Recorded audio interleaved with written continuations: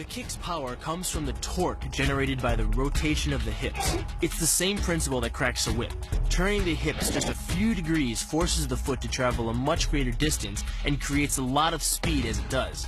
The longer the leg and quicker the rotation, the faster the kick. And unlike karate, Muay Thai fighters are also taught to strike with the hard bone of the shin. A Muay Thai kick can generate roughly the same force as a baseball bat, enough to crack a rib or a leg.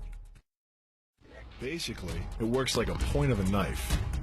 All the force is magnified by being concentrated in a small, hard area. Even if the elbow doesn't deliver a knockout, it will almost always leave a nasty cut and often end the fight. Getting in close neutralizes the opponent's weapon advantage.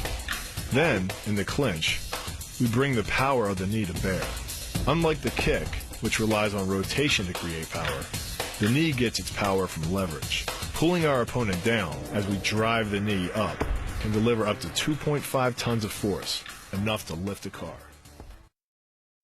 It's not the arms, but the legs that drive our fists.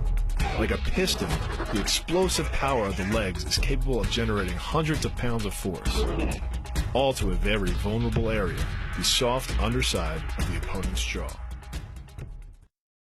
Like the Hanuman move, the flying knee relies on the explosive power of the legs.